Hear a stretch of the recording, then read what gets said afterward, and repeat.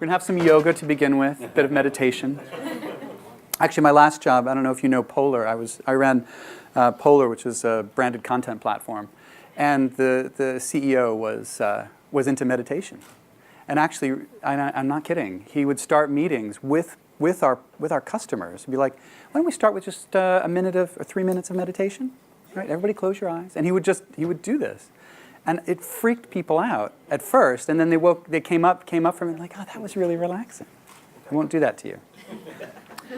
You're here for the really exciting, really energetic topic of financial impact. Just the first word just tells you right now it's going to be a load of fun. But the word publishers does get your attention because hopefully most of you in the room care about that aspect of it. Does anyone currently know the financial impact of AdBlock on their properties? Anyone? Dennis kind of knows. If you ask Nick would say, I totally know.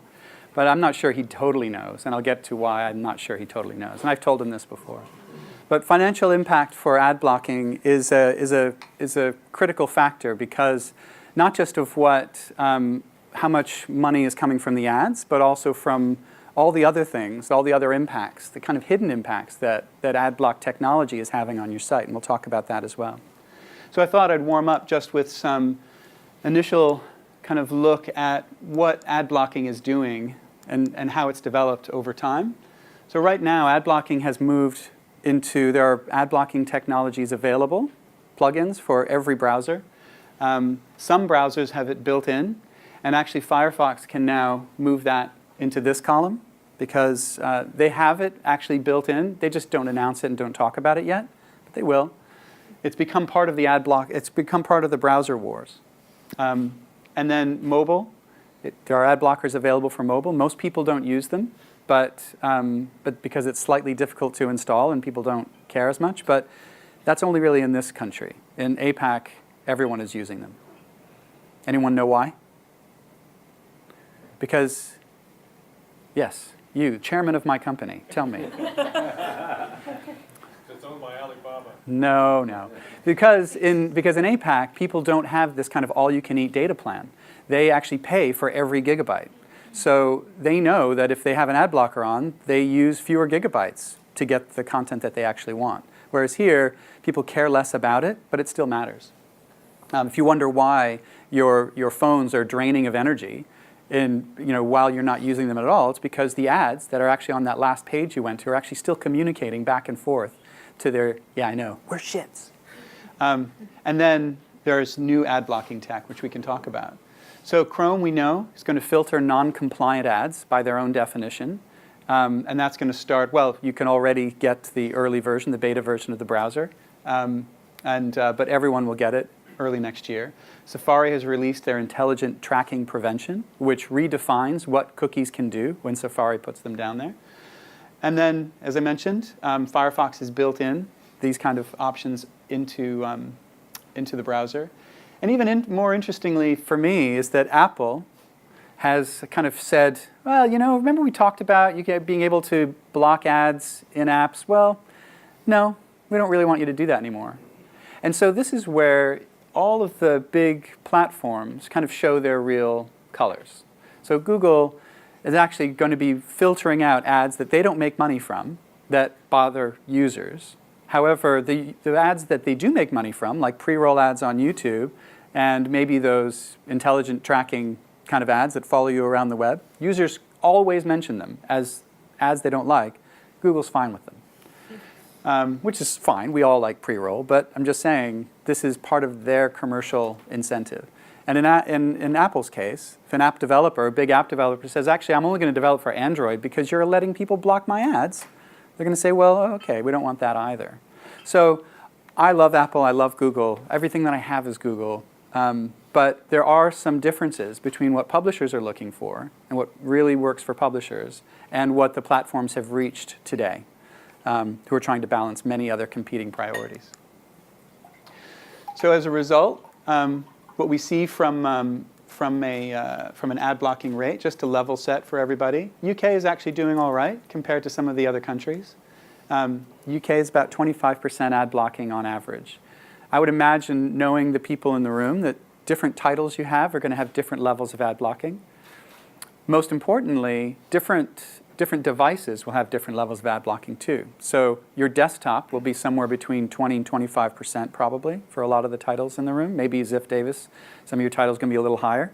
But at the same time, your mobile is going to be down somewhere between 1 and 5%. And that means that your average ad block rate might come down to somewhere around 12 or 15% for let's say, a news publisher or more general interest. So what's also happening is that ad block technology allows users to block analytics. So they're blocking roughly 1/3 of ad block users are also blocking all of the analytics that are coming from your site. They're blocking your tag managers. They're blocking your Google Analytics. They're blocking Parse.ly. They're blocking Optimizely. They're blocking Chartbeat. They're blocking ComScore. You don't know that these users are there.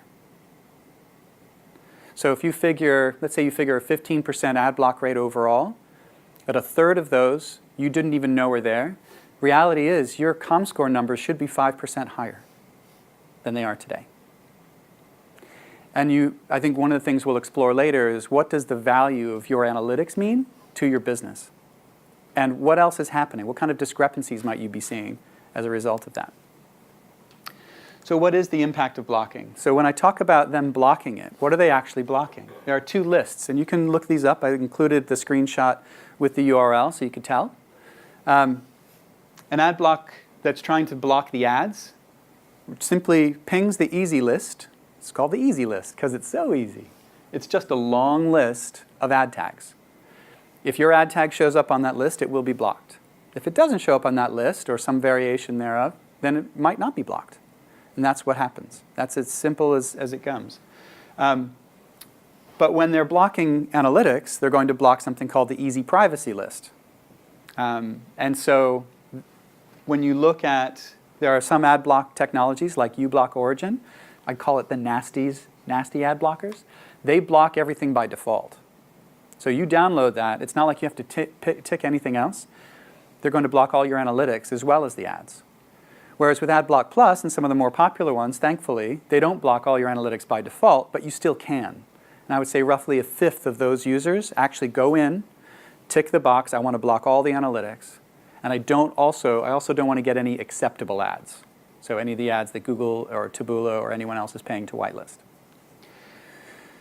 So because there are those other ad blockers out there, if you're trying to get if you're running your ad block scripts through your tag manager and the tag manager is blocked, you're also not going to see those users. So it's important to do it the right way.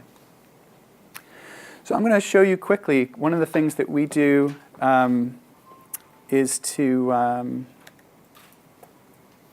show you actually the New York Post. So essentially, we're not doing this. None of this is proprietary. Everything is available for you to see. What we do is we create what we call an impact report, and you can look at this. You can inspect your own elements. You can look at your site. By the way, who has an ad blocker installed on their work computer? Right, nobody. Why are you even in this room? Honestly, you need to see your own site through this lens. If you don't see it, first of all, you won't know what users, you can't get in the mind of the users, like why are they doing this? And probably the reason why you don't have one is because you're probably on the commercial teams, right? Most of you? All of you.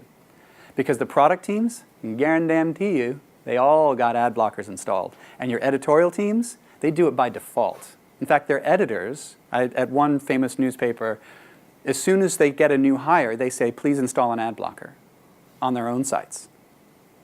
So if you don't have one, you don't have to keep it on. You can turn it off. It'd be nice. But if you don't see it, you can't see what I'm going to show you right now through your own sites.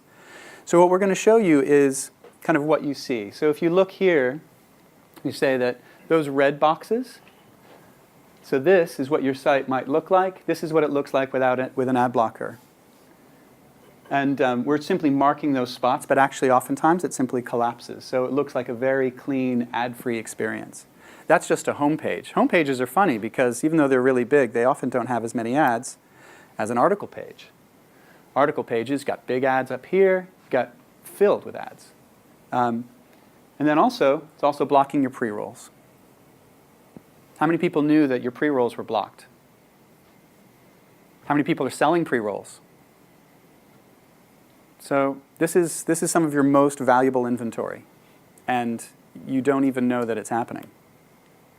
So if you want to find out for sure, you can also inspect the elements. We'll give you some of the, this is really simple. If you've ever done this, your browsers let you kind of look and see what is being blocked. It's easy to see. So what we'll also say is, and this is, we're not selling this, this is free, and you can, again, this is pretty easy, we just summarize it. But you can see the ad technologies that are blocked by default through every ad blocker for this particular site. Your list is going to be different. Look at your ads.txt file. It's going to be something similar to that. And then you can see what's being blocked by the analytics blockers. So for them, blocking, of course, your header, your Google Analytics, Chartbeat, Outbrain Analytics, Quantcast, all of this other stuff, all of that other stuff. But they're also blocking your Facebook buttons, Twitter buttons, everything else that when somebody else is trying to drop a pixel that you get paid for. Your ability to gather data and then market that data to advertisers is being hampered as well. So, that make sense to everybody? Any questions so far? I'm really whizzing through this. It's going to be great. Any questions? Do all ad blockers block pre-roll? Were you saying earlier that some of them don't, and that they leave pre-roll alone? No. All ad blockers will block your pre-roll. Right, okay. So it's any ad. Right. Yeah. Where they run into problems is when sometimes if you put in mid-rolls that are somehow stitched into the content, sometimes that's hard. But if there's a defined difference, like if you say, all right, you finished that video, now we're waiting, the next one, they're going to block that too. They consider that very similar.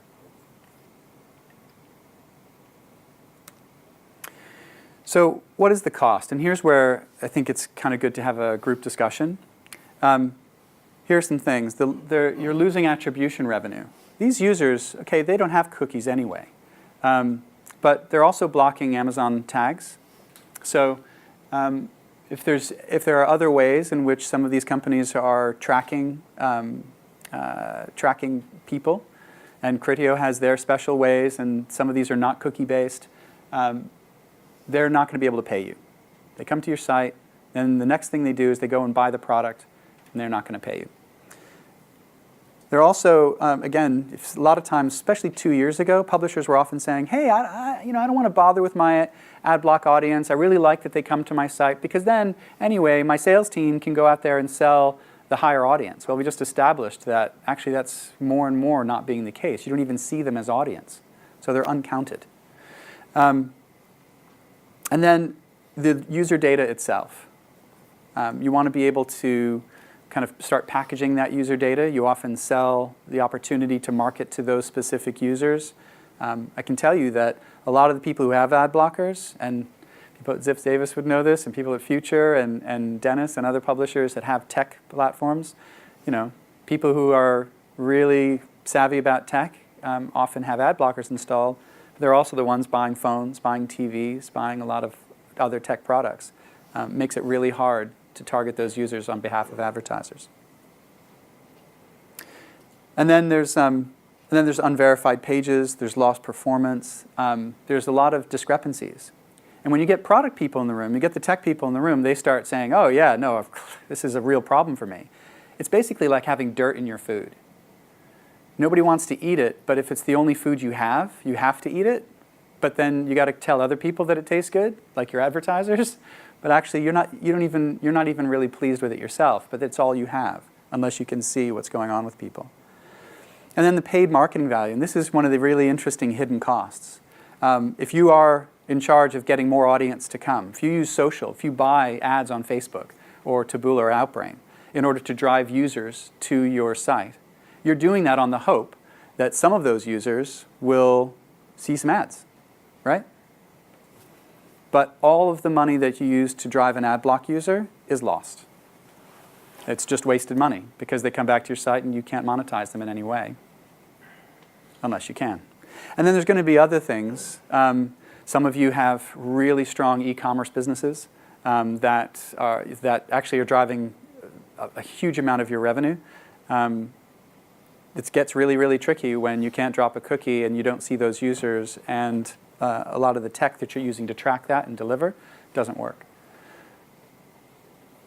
Also, they're not seeing the promotions in the first place.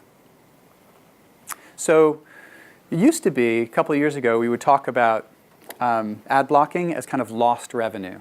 It's lost money. But actually, over the last few years, it's kind of just built into our projections, isn't it?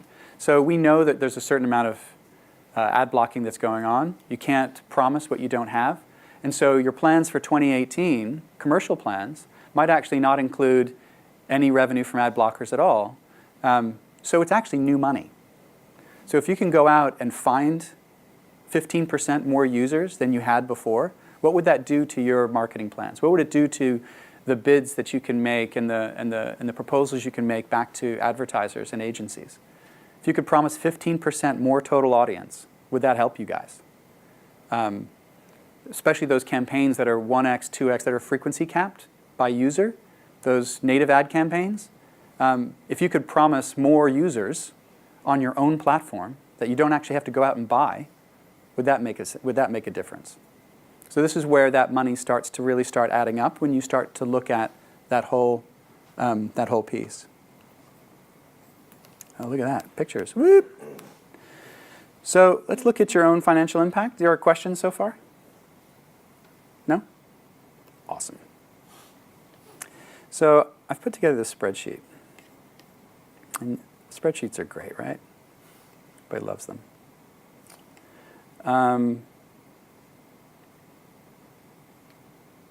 Let's make that bigger. That didn't make it much bigger. Okay. So basically, there are a few different ways. If we just look at the first part, if you know, how many people know the value of a page? Let's say an article page. Anybody know the value of an article page? For you guys? No? That's interesting. Isn't that interesting? If you knew the value of a page, and then you knew how many pages were lost, it's pretty easy. So let's say it was £2. Actually, for most of you, it's going to be higher than that. Because basically, to figure out the value of a page, figure out all the things that you're making money from on that page, and then simply add them up. So if you've got say three programmatic ads, and your average CPM on that is, let's say, £1 each, that's £3 on a page, on 1,000 pages. And then you have what else? You've got a skin, maybe. Maybe that's £5. So that's £8 CPM. What else might you have on the page? Taboola, that whole set. Now, Taboola might be getting through some of those ad blockers. We can put that on the side for a minute because they pay. But they don't get through all of them, so we can put them in at some percentage. What else? Any of your internal stuff? HPU. Okay, how much is that? £16. What? So £16 CPM, and that's going to be one on every article page? Okay, so now we're up to, that's right, £24 CPM, RPM per page. Anything else might we put on that page? Facebook pixel, I don't know how much that costs. So if you put 25, let's say 24, right? That was the number we came up with. And you have your ad block page views. Pick a site, let's call it a 50, let's say you've got 50 million desktop pages. Let's say 20% of those are ad blocked. I'm just being nice. So that's 10 million. So I'll put in 10,000. That's £240,000 a month that you would be making additional, and that goes straight to your bottom line. You didn't have to sell another campaign to do it. And how much many people would that buy? How many editorial people? How many new salespeople? How many new data people? How many new ad ops people would you be able to get for that money? So on a yearly basis, that's close to £3 million. So that's easy if you know those numbers. We just decided that that was a 10,000 number. So we'll put that in there. So if you know your CPMs, you can then start looking at what you're actually recovering. Now, not every ad block technology is the same, and not everybody can recover all that stuff. Maybe they can't recover the HPV, but they can recover, maybe they can't recover the programmatic, but they can do that, and they can do the skin, and maybe they can do some rich media. So maybe if you look at your average CPM on the high value stuff, maybe that average CPM might be £8. And if you can recover 3 average £8 CPM ads on the page, that still works out to be around 240 grand. If I change any of those numbers, it starts to look different, make it higher. Now it's 300. I make it lower. Now it's 60. Still significant money. And again, over the course of a year, you're still talking about headcount. Now, a really fun, for some people, thing to do is to look at what you're able to do by technology. Because again, you don't have to recover everything. And I think when you look at the relationship you have with ad block users don't like ads, right? That's why they did it. And they didn't like your ad experience and many other ad experiences, and so they decided to have no ads. Well, having no ads doesn't work for anybody. It doesn't really work for them in the long term because they're taking advantage of the fact that not everybody has an ad blocker and you can survive even without them. But the reality is, over time, we're going to start to push people back to some relationship, some financial relationship. Maybe some people will pay, but as we learned yesterday in some of those sessions, if you were here, 3 to 5% of people, maximum 5%, will pay for anything that you're doing. 95% of them would still rather have free content. And free content is funded by ads. So when you offer them ads, and you offer ad block users ads, with our technology and others, you could just deliver them ads, right? They don't actually you don't have to ask them, you don't have to get their permission, you can just deliver them ads. But if you deliver them ads, they may feel like that's fine. What you want them to say is, okay, well, for the content that I'm getting, the ad experience isn't too bad, I'll stay, and I'll keep coming back to the site anyway, and I'll keep looking at ads. And maybe you want to deliver them fewer ads. Maybe you don't want to give them the low-value programmatic ads because this is still just found money. This is all brand new money, which we just established. Almost 300 grand a month for some smaller sites, actually, that you can get that's brand new. So if you just decided, all right, I'm going to take 150 grand a month, but I'm going to make sure that everybody stays with me. I'm going to give them a much easier ad experience. Well, then just deliver fewer ads.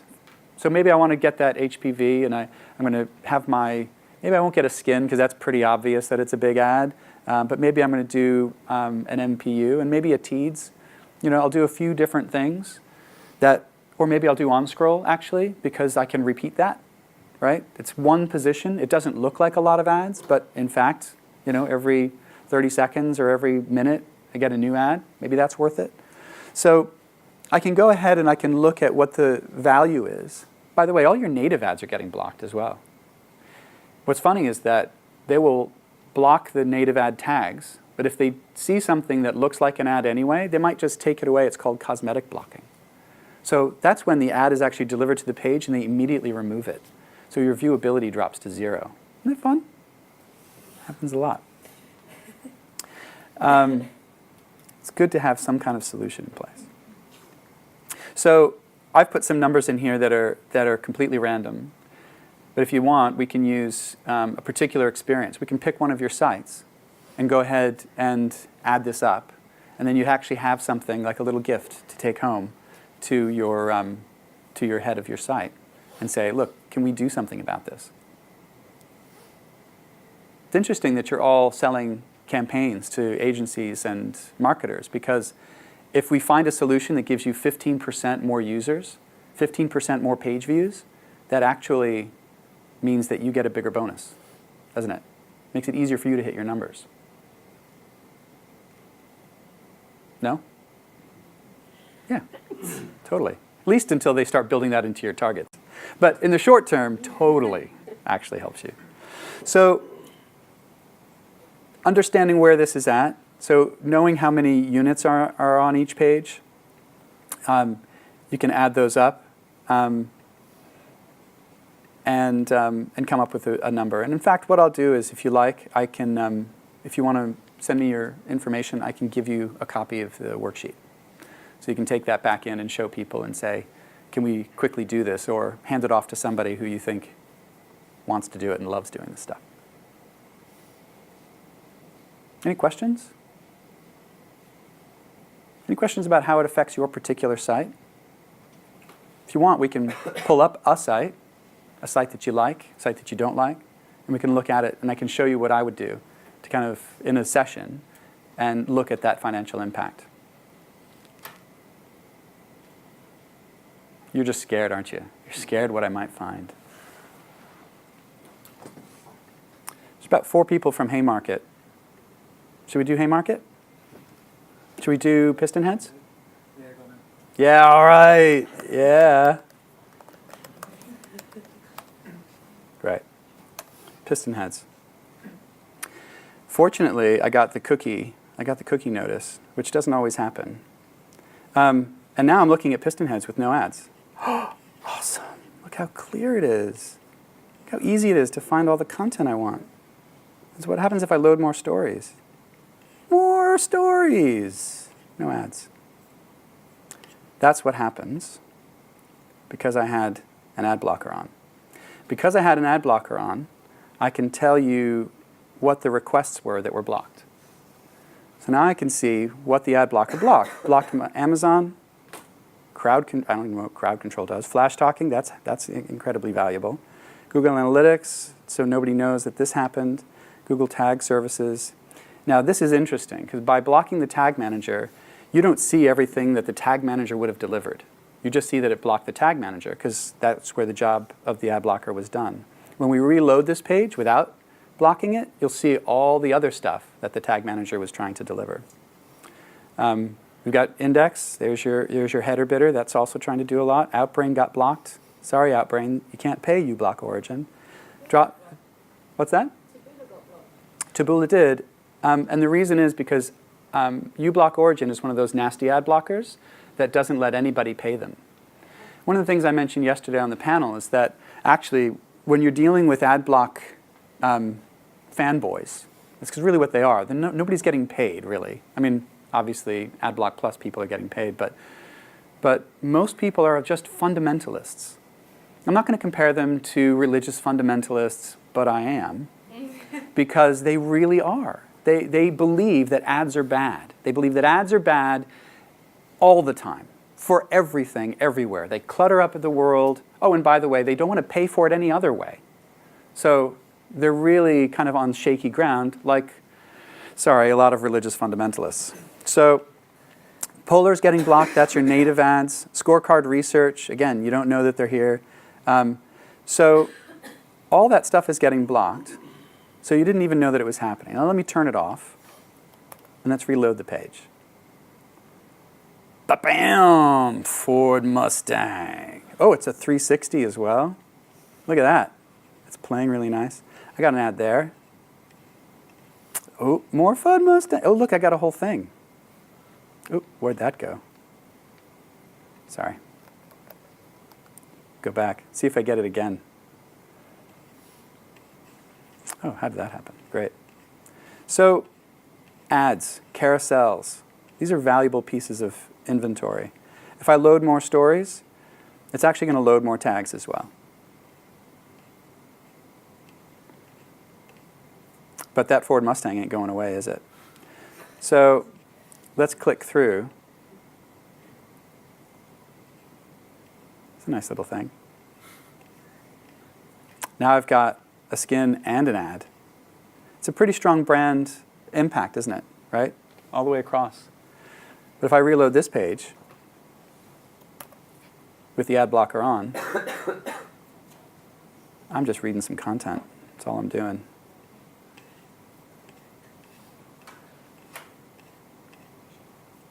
Is anybody in the room that actually sold that campaign?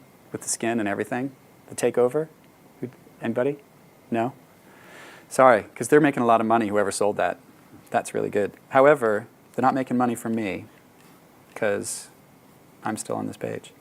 So, and then when we go back, oh, sorry, we didn't even do the best thing. Right. So when we reload it, nothing's getting blocked. There's a lot more stuff because nothing's getting blocked that the Google tag, that the tag manager was delivering. Things like Exalate, Casale, BlueKai, Ad.com, Ad Server, Ad Safe Protected. So some of the things that get delivered by the tag manager actually are, I mean, I don't know about Ad Safe Protected specifically, but if it does what it says on the tin, that's telling you that there's no fraud.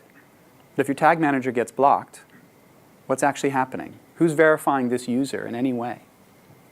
Nobody. So there are other threats involved here as well. Visual DNA, more research. Any other questions? Anybody want to see another site? No. You're like, you've had enough. We still have more time, though. This is free time. You can ask any question you like. You're never going to see me again. Probably not going to see most of these people in the room again. It's going to be fine. So without flogging a product necessarily, what would you do about it? There's one thing to say how much No, it's a good we're question. losing. Well, step one is finding out what the impact is, Yeah. right? Because then you can take that back to people and internally and say, you know, I didn't realize this was happening. Who's paying attention? I mean, a lot of times in a company, there's going to be one person who cares. There's going to be a product person. And that product person is probably like, I've been talking about this for a long time, and nobody's really doing anything. Or you've done one thing, but it's not working, right? Or it's not working across all the users. And there's still more undiscovered opportunity there. So I think generally speaking, everybody knows ad block is a problem. Ad blocking technology is a problem. What they don't know is how they should fit it in on the priority list. So the trick is to do some calculations like this. It's not hard. I mean, you can see the math. It's not hard to do. It's just a matter of kind of inspecting it a little bit, seeing what we're trying to deliver. Somebody in the commercial team does know how much that RPM is, and that's a very simple calculation. If 10 million page views are being blocked and the average value of a page is, 10 pounds, right? That's 100 grand a month. That's free if you were finding some way to do it. So then having the right people focus on it and make it a priority is the first step. Because then what they'll do is they'll do what they do all the time with every ad technology and every problem is, right, get a couple of vendors in here, get 3, 4 vendors in here, hopefully we're one of them, but maybe not, and get those people in and find out what the possible solutions are.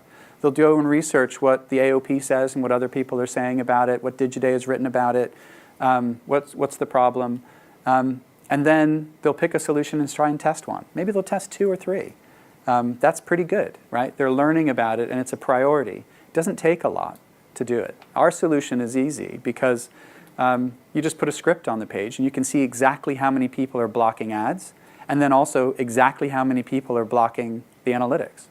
So with that, you just multiply that number, and that's a real number, not even an estimate. It's a real number times the number of pages that could be unblocked. How long does it take to implement that script? Since you're with Haymarket, the problem is with your sprints, right? It's not a matter of actual time, because to put the script on the page is like 20 minutes. It's just a matter of getting in the sprint, getting it on the priority list, that's all. Because you can't deliver this script by a tag manager, because the tag manager is blocked. So you're going to have to put it on the page. That's okay. People do it all the time. And it's just analytics. So then you get a login, and you can see what that looks like, and you can see all the different ways in which that works. And then once you choose it, once you're testing it out, then you're actually seeing what the ROI is. And this is where it starts to get more important as to which solution you choose, because there are people who can go in and unblock everybody who's using Chrome, but they can't really do it well outside of Chrome. Or they can unblock in and outside of Chrome, but they can't really unblock the nasty ad blockers. They can only do the easy ones. So then that starts to be like, okay, well now you've just made my opportunity smaller, and then you can't unblock video, but you can unblock, regular like AdSense. So maybe that's not as valuable. So the number then, the ROI might be small on some, but might be larger on another, and so that's where they'll start to figure that out. And that's just where the testing comes in. But if they're not doing any of that, then it's just going to continue.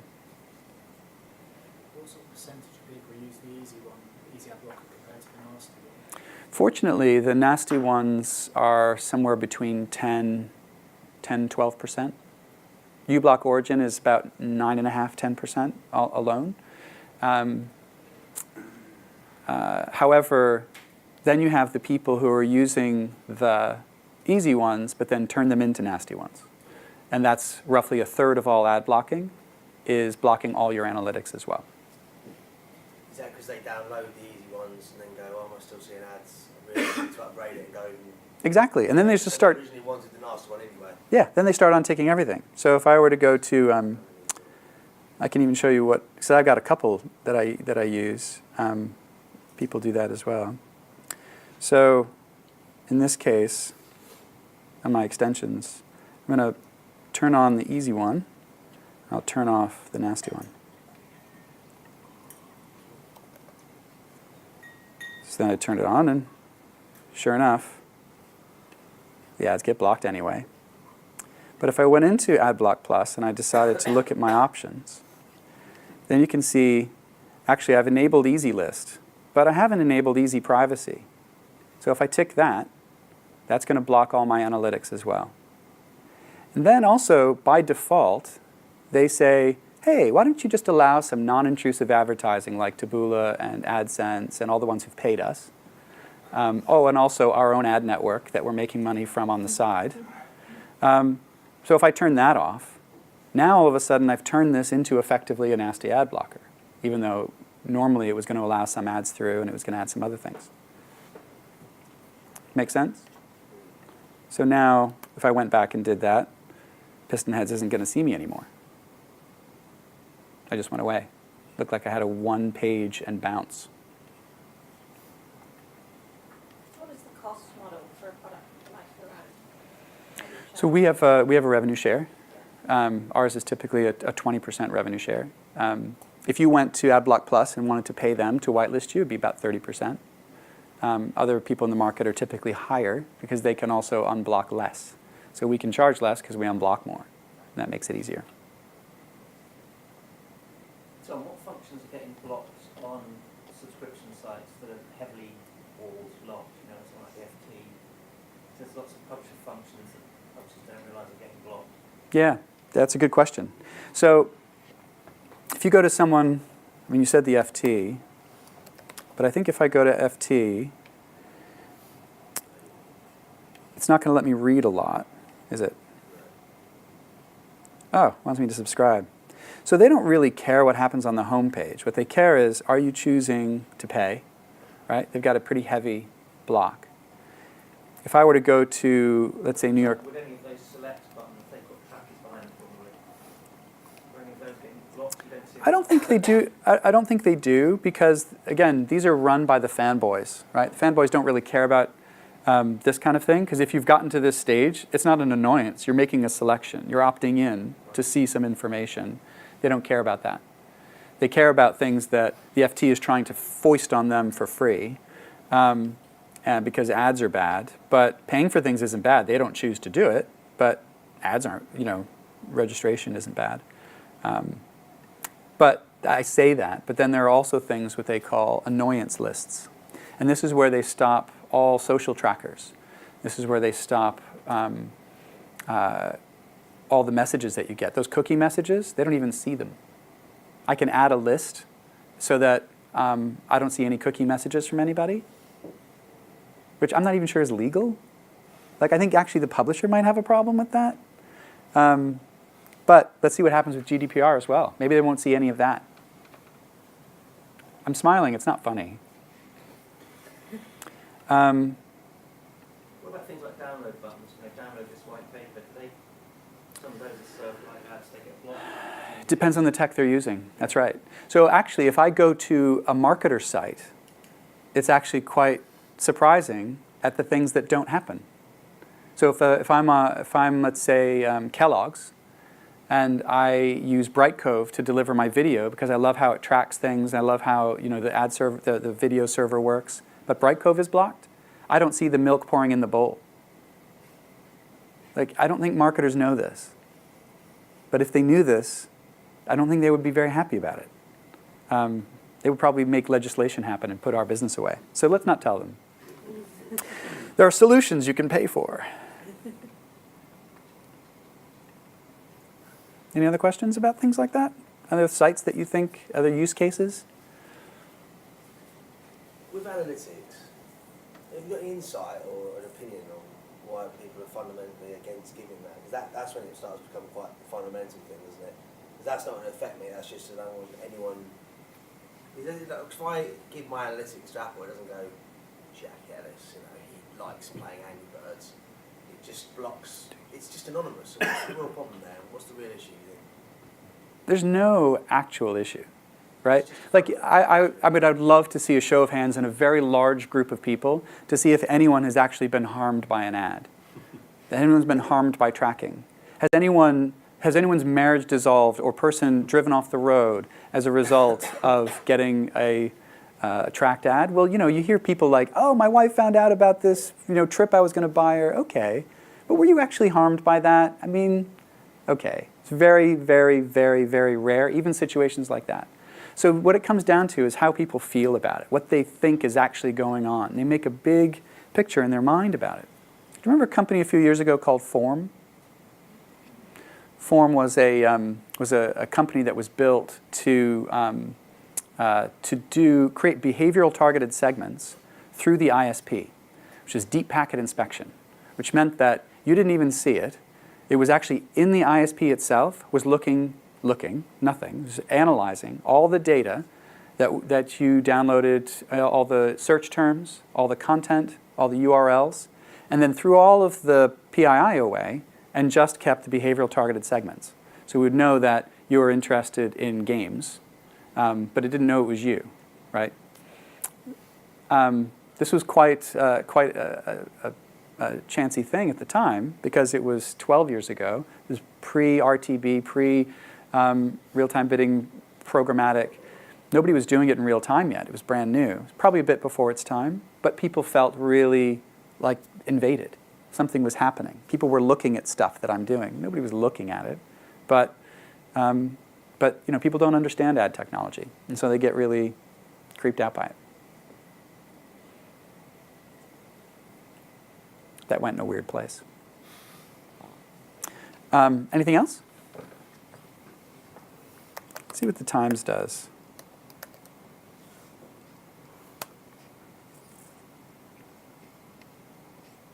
Oh, really? So I'm not seeing any ads. And that's not great. So if you're the Times, you do actually depend on advertising. You just don't have very many people to show ads to. So when a person like me shows up that you now can't show an ad to anymore, that's a real problem. Because you'd really like me to subscribe for sure, and you're getting those messages across, but you're still not showing me any ads. So 18 ads on this page that just got blocked.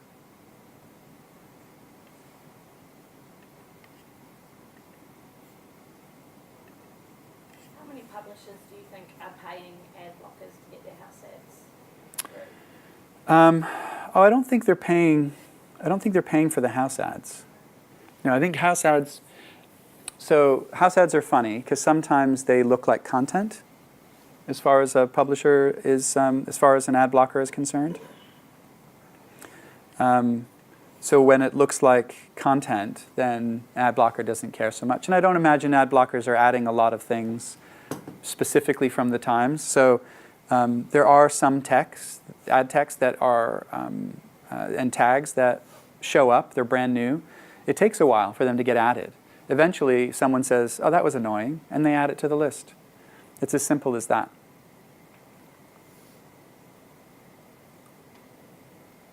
But don't worry, the world is going to get better. I think there will be a constantly increasing amount of ad blocking going on. I don't think that in any case I don't think that what Google is doing or Safari is doing is going to make people all of a sudden feel fine with ads. I think they're going to think, oh, an ad blocker is really great and I should continue to download that. It's interesting, there was a comment yesterday. A woman said that when when you get a new tablet and you open up a new site, that often there are ads that show up from AdBlock Plus that say, hey, we see that you don't have an ad blocker installed. Why don't you install one? So they're using ads to tell you that you shouldn't see any more ads because they make money from it. AdBlock Plus makes money from ads. They are an ad-funded business. They are just not letting your ads through.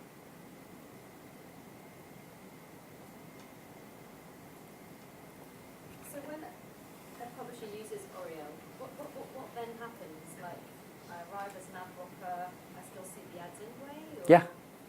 Yeah, you can do a number of things. You can message to people. I think messaging is quite important, especially with GDPR coming. You have to message to people anyway.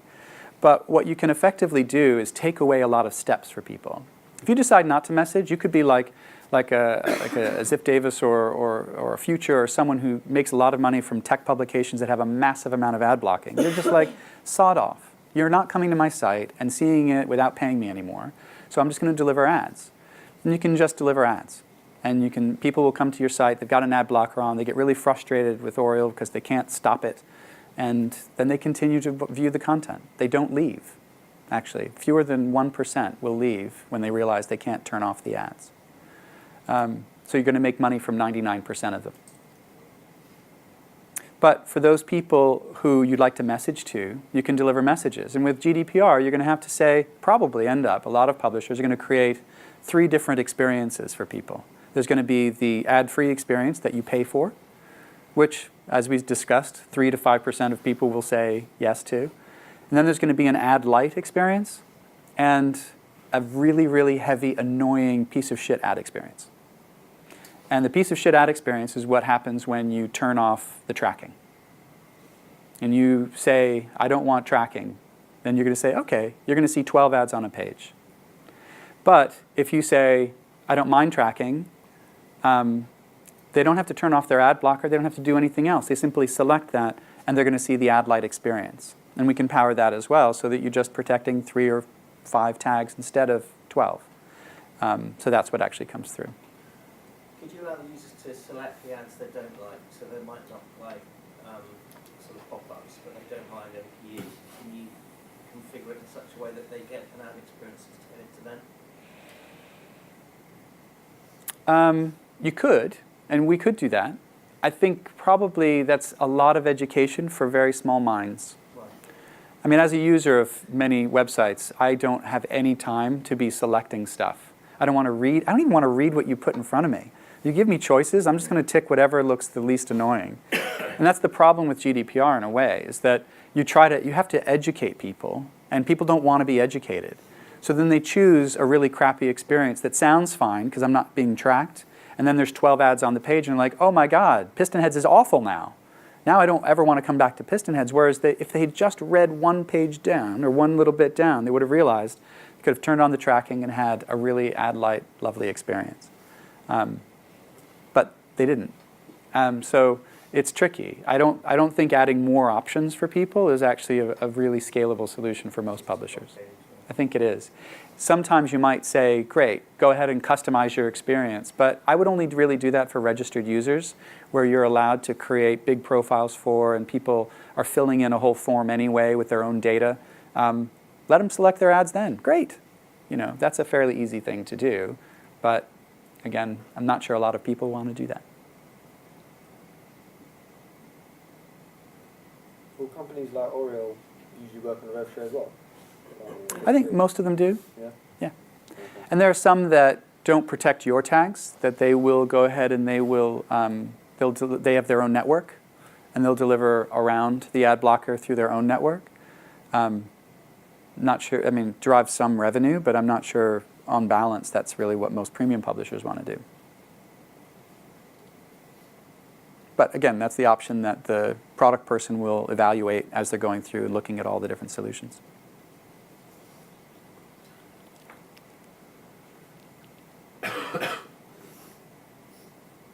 Anything else?